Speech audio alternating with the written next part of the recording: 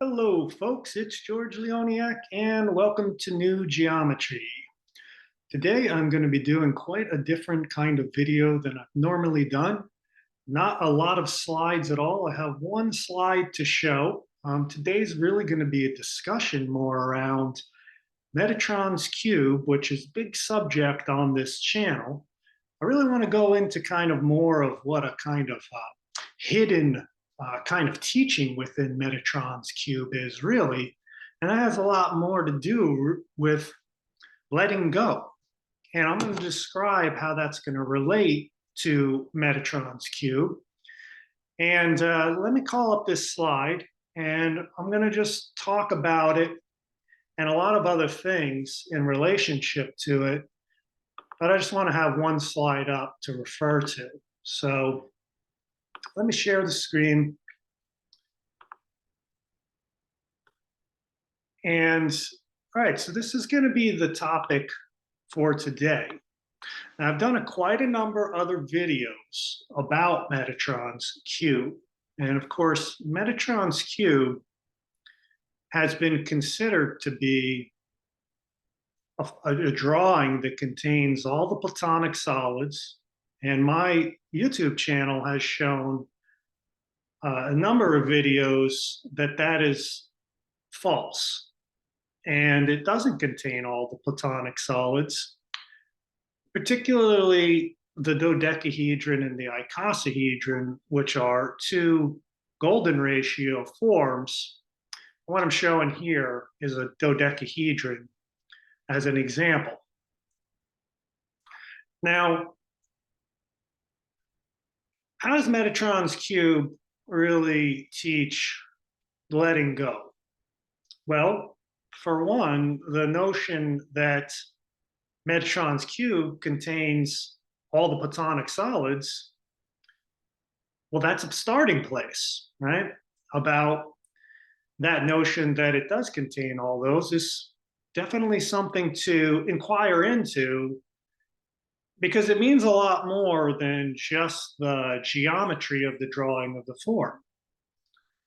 Now, we're going to address a lot of topics related to the notion of a kind of spiritual identity or spiritual self within this.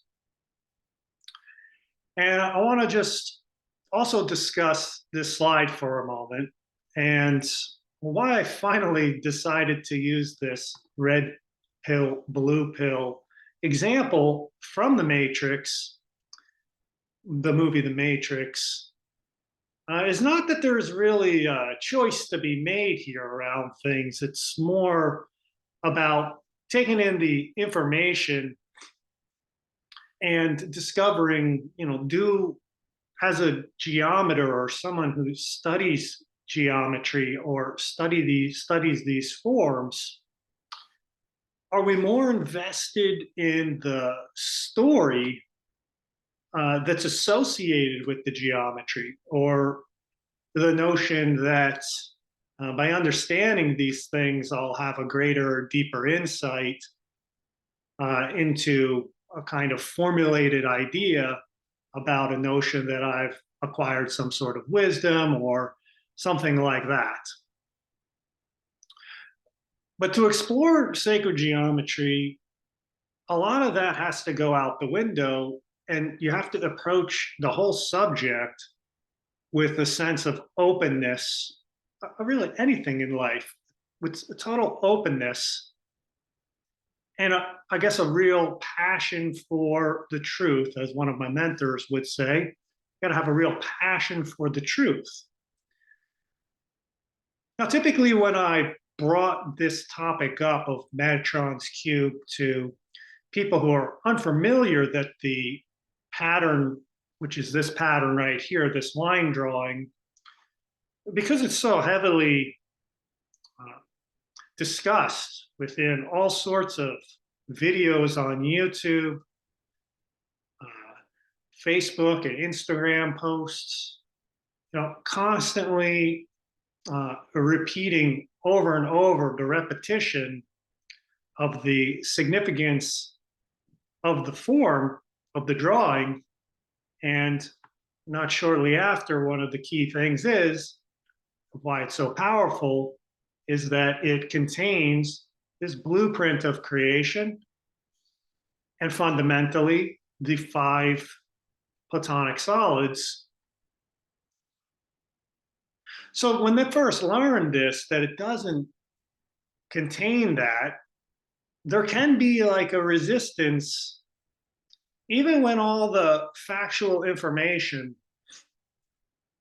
that the drawing doesn't contain the platonic solids is clearly illustrated like it is in a number of the videos that I've done with a variety of examples. Now, I'm not going to go through all those examples because those videos exist, and just going over the same information over and over again, although it's repetitive and good, just please go check any video I've done on Metatron's cube, since I've been talking about this for almost 3 years now. So there's plenty of content, and that's been adapted and adjusted, and more examples have come out.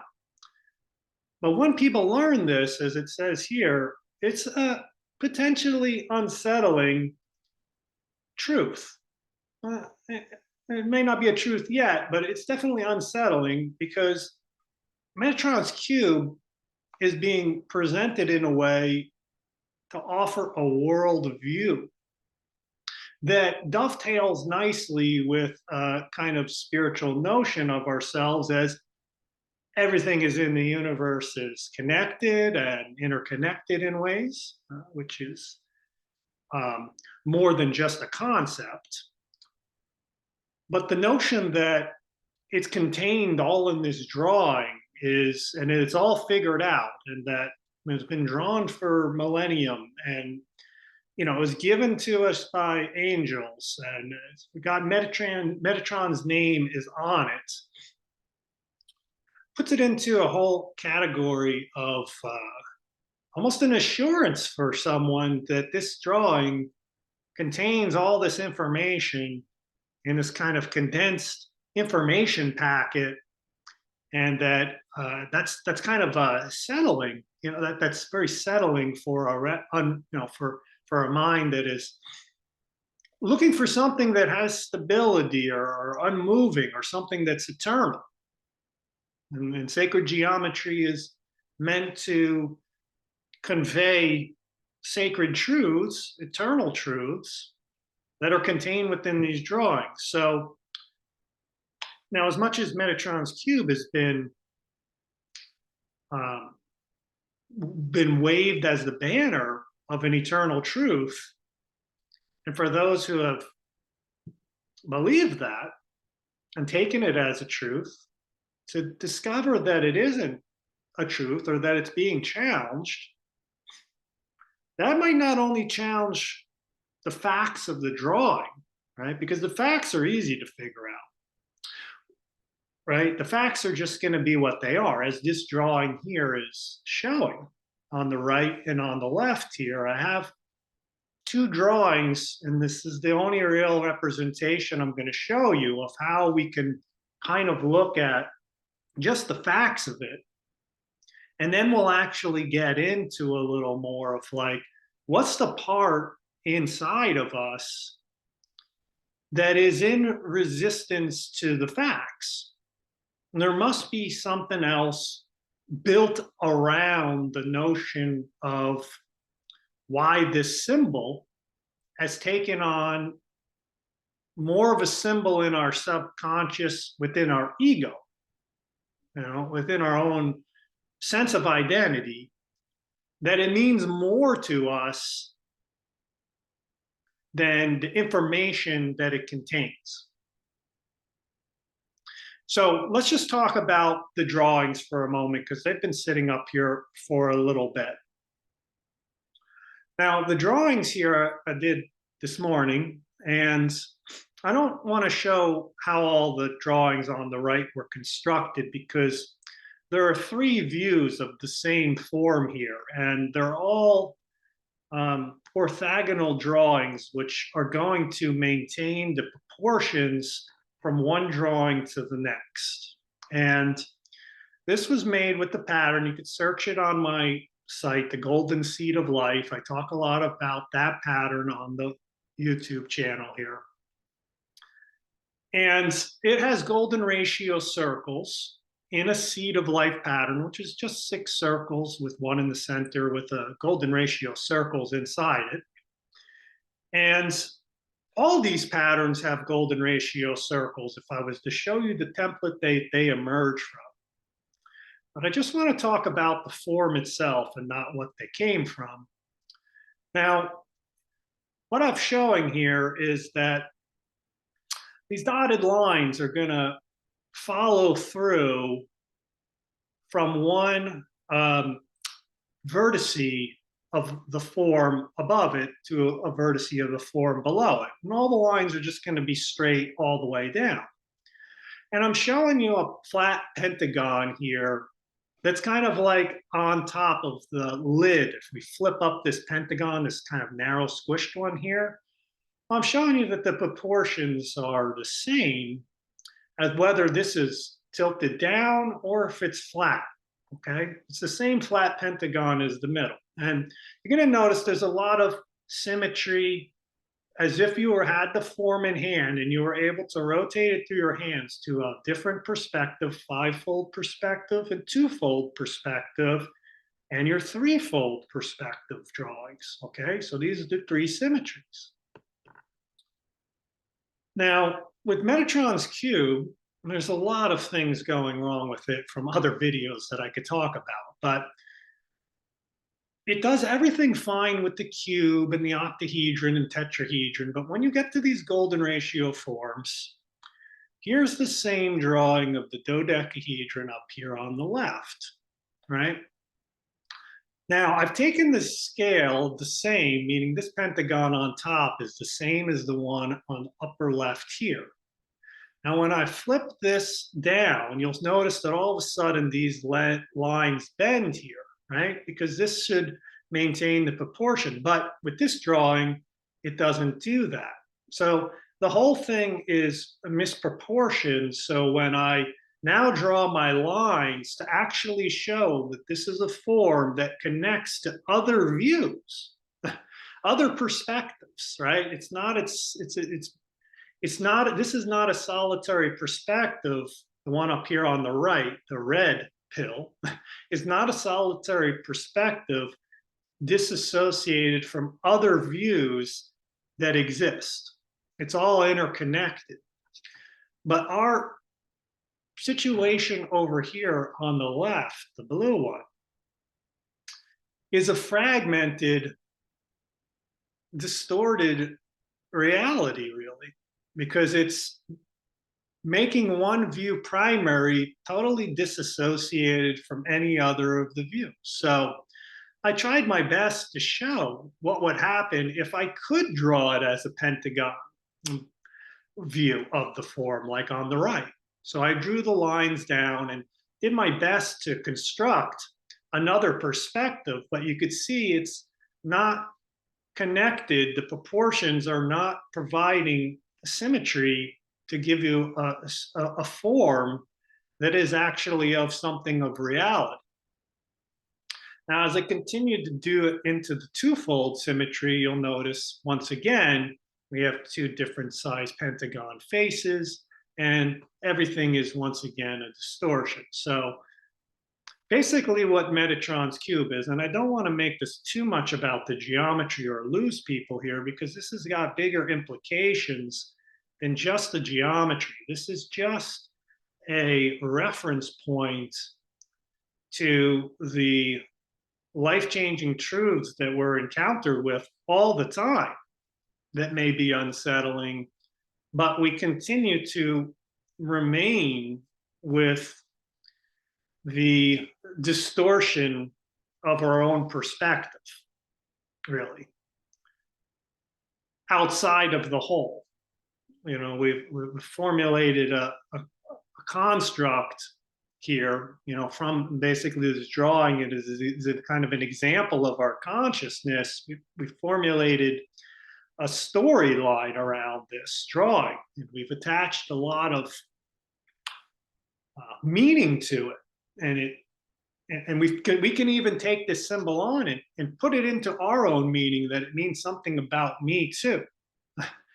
And so then when we break it down like this and say, hey, is this really part of the whole? And when we notice that in this simple example that I'm showing you, that from other perspectives, it's disassociated from it, it's not part of a whole,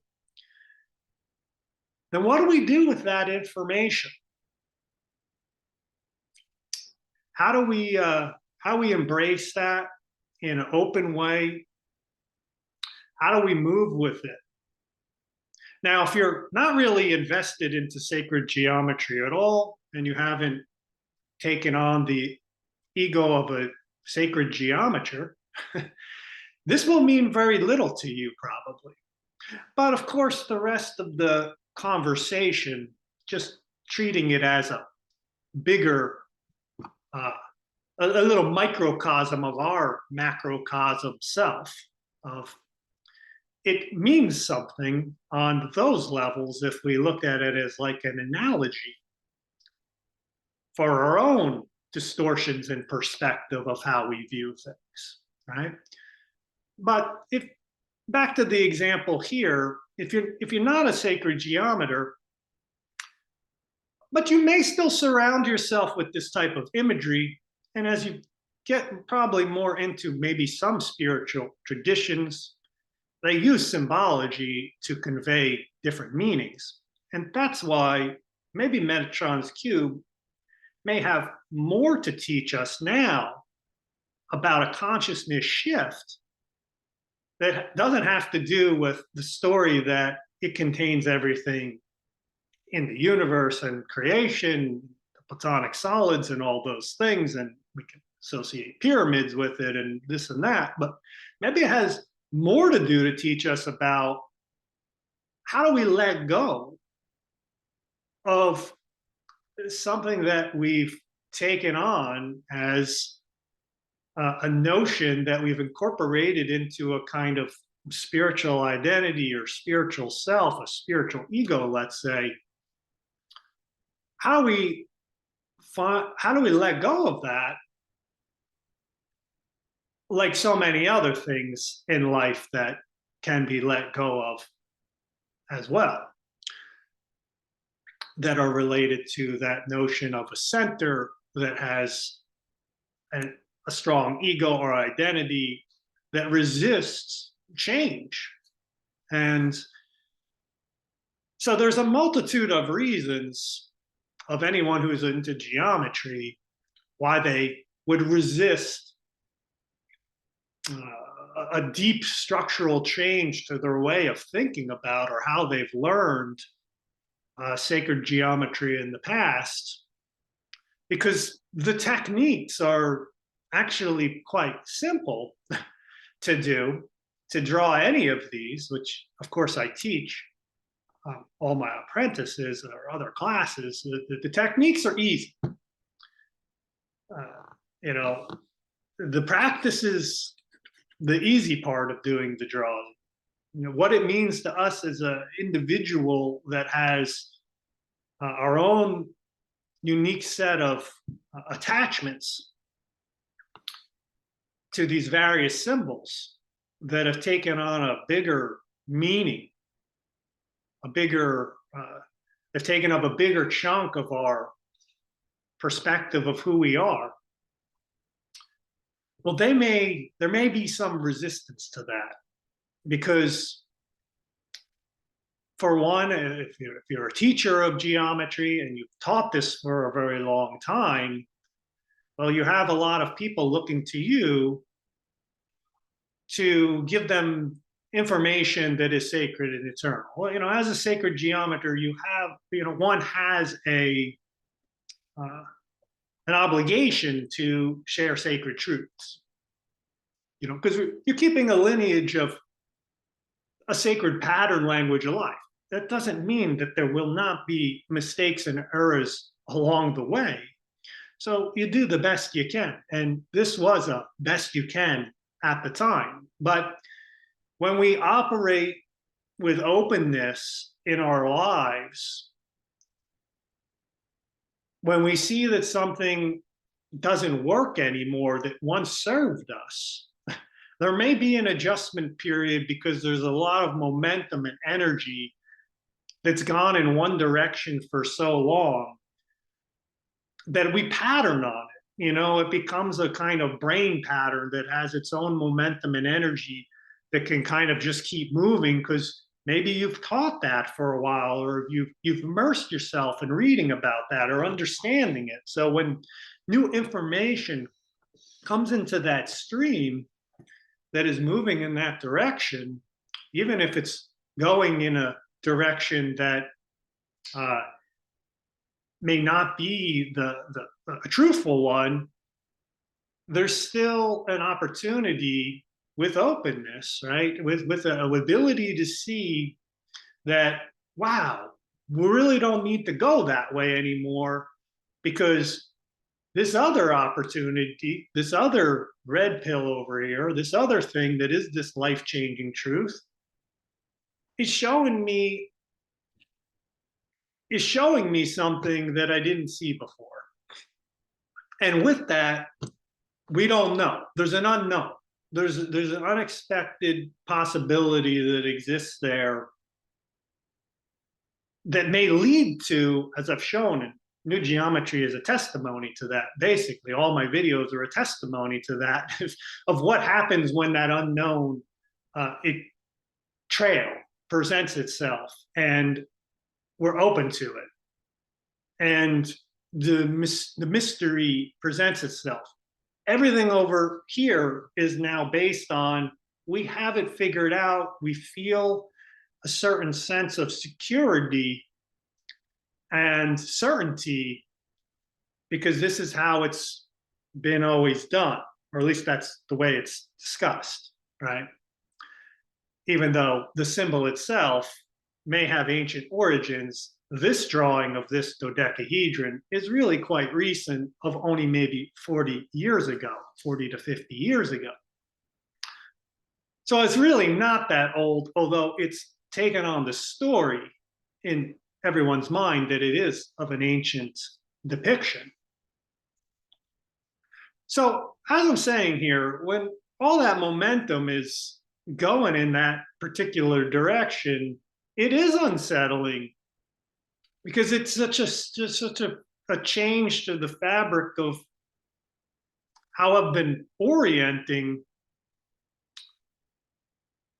So there may be resistance to exploration in another thing.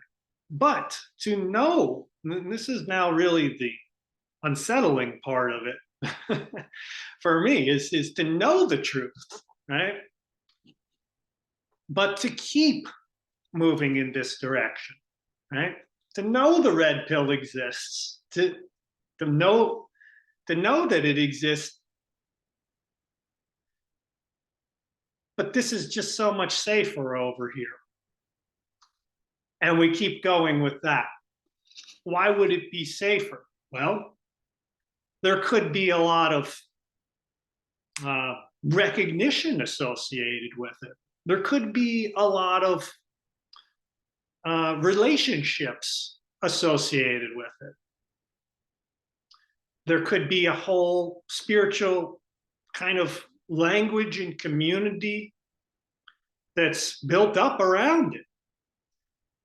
There could be hundreds of videos on YouTube, thousands of videos on YouTube, or books that have written about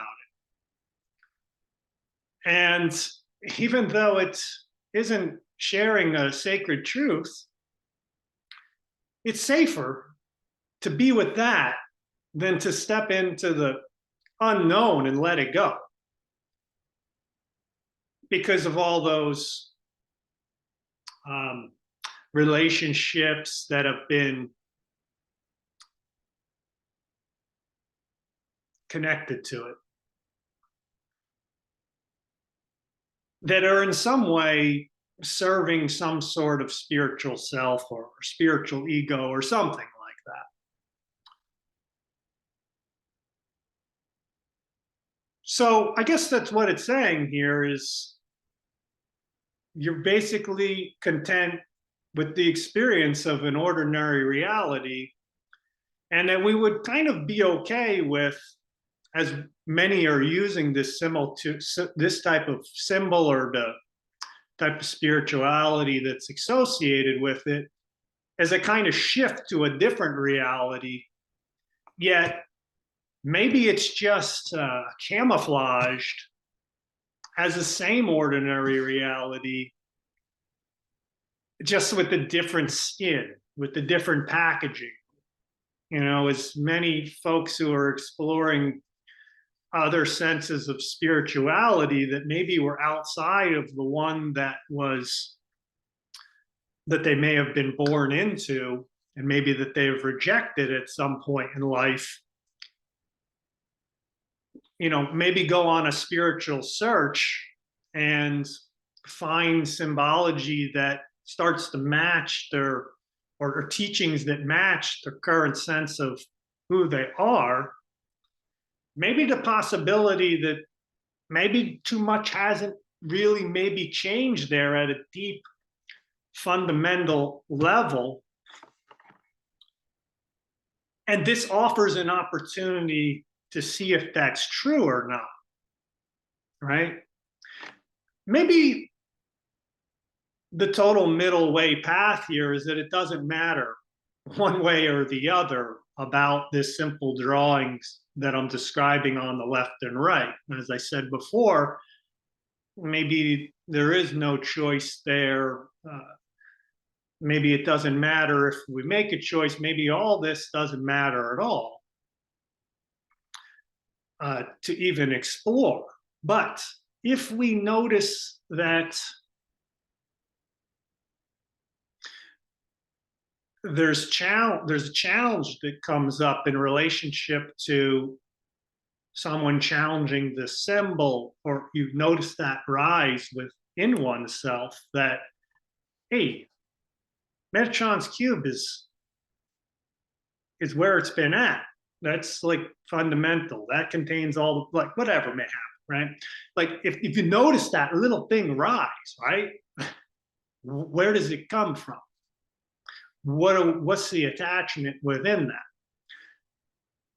And not to make it all about Metatron's cube, because as I'm saying, that whole notion of the center or identity of that may rise within any circumstance in our life that can be held in an open place to learn more about. Maybe that's where the only real learning comes from, is maybe that's the unsettling truth, that thing that's going off isn't really real.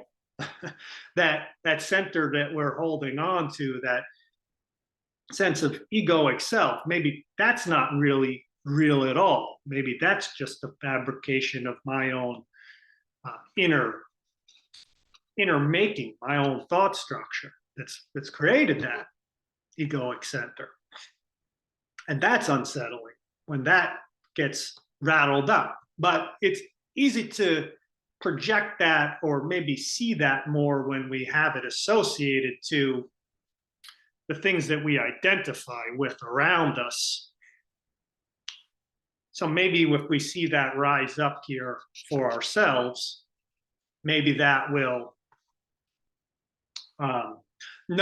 give us a chance to see that there's some attachment to the symbolism in a way that's in resistance to letting go, and not even accepting anything else. Like, you don't have to accept this on the right, but if you do explore sacred geometry and you draw it and continue to want to learn about it in an open way, well, maybe you'll explore this topic rather than just keep repeating this over and over again and sharing this over and over again.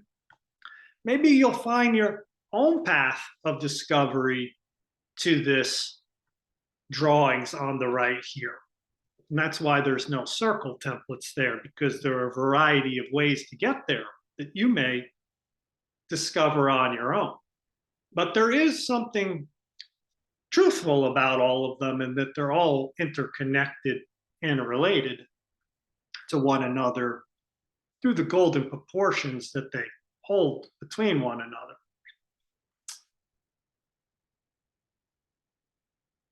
So I guess the only other thing that I want to say about this piece now is the notion of the truth.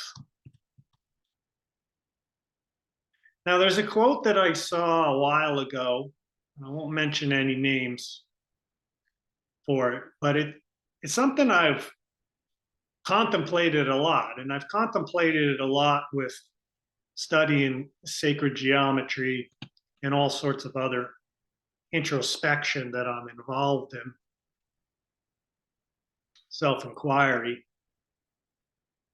So it really stuck with me because it's connected to a geometer.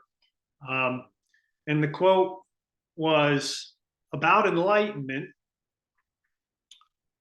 And it was making a statement about enlightenment, that enlightenment is when love supersedes the truth. Now, I sat with the quote for a while because I was really curious about the relationship between love and truth, and if one supersedes another, right? And is one more important than the other, or are they really just the same thing? And that maybe enlightenment is not about anything superseding anything else. Maybe the notion that love and truth are different in a dualistic way of approaching that subject, maybe they're the one and the same thing. So I mean, each of us have to kind of explore all these topics for ourselves and discover what the truth is for ourselves, if that's possible. But one approach to doing it is not, I guess, looking at it as an either or type of way of seeing things, but seeing how that things are really two sides of the same coin, and that something doesn't supersede something else, or maybe the background and the foreground are really one and the same. So that quote really kind of stuck with me because when we do geometry, as I've been saying, or when we do anything in life,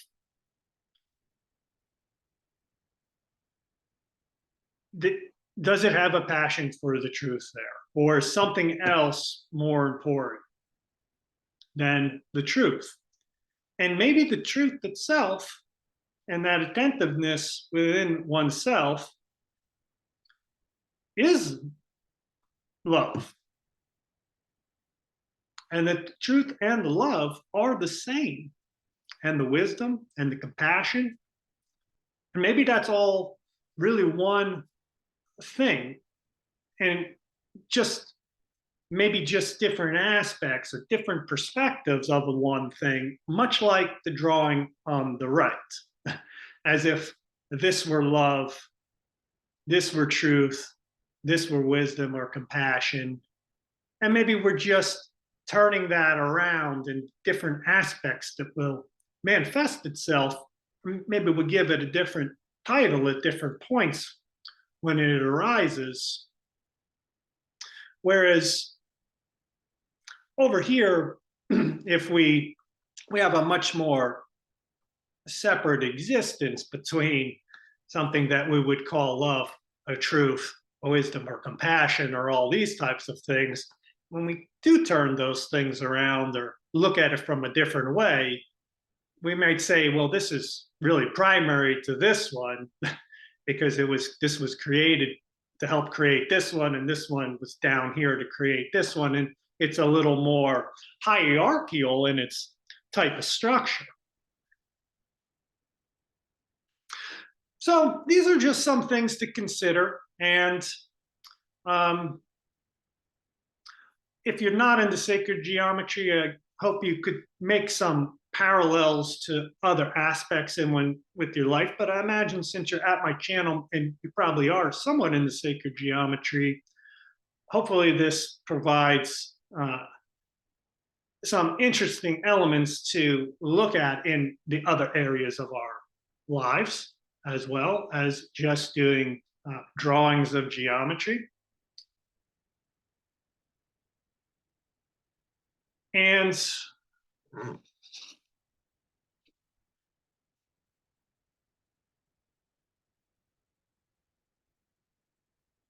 I guess I'm not asking anybody really to make some sort of choice between a red pill or a blue pill idea here. But you're confronted with that anyway, right? All the time. So I guess really is there a choice within this? We just have to explore that openly and see for ourselves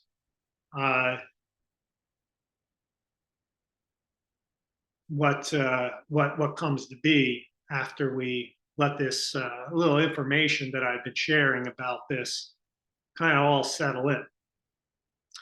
So like I said, it was a very different video than I've done in the past, and I hope that you enjoy listening to me kind of go on and on about that in a kind of very open-ended type of way without going through tons of slides to show supporting geometry of my claims about that this Metatron's cube drawing isn't true, blah, blah, blah, like I typically do. So I encourage you to go check out some other videos on my channel about Metatron's cube. There's, like I said, a lot on there if you want some more of the factual information rather than just looking at this one slide the whole time.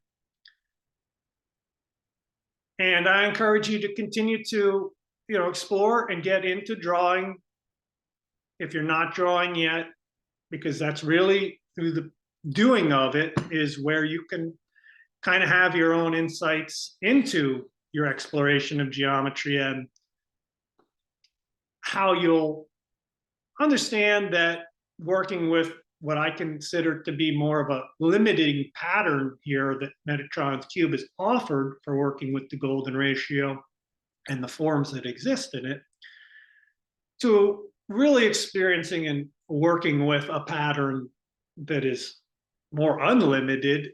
Of course, it still has limitations within a certain framework, but has less limitations than the pattern on the left.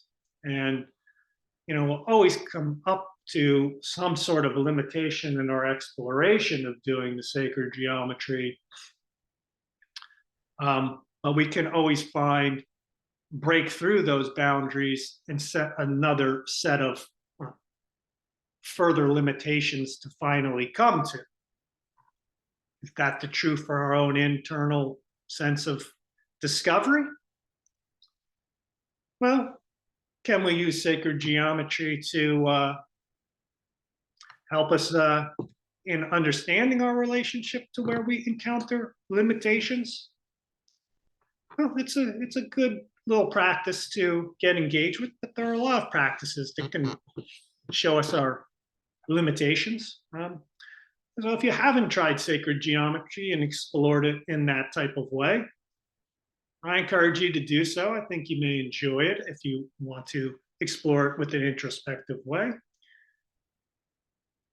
And you can also just do that by being with yourself and your inner experience. So that's another path of meditation and whatnot. So if you are into checking out what the geometry, check out what New Geometry has to offer. And of course, you could check out different drawing classes and things like I have for at New Geometry as well. And I want to thank you for joining me for this discussion about this material. And I look forward to hearing any questions or comments down in the discussion section here of the video. And until next time, I'm wishing you a fabulous day and much love and peace. And we'll talk to you very soon. All right. Bye-bye.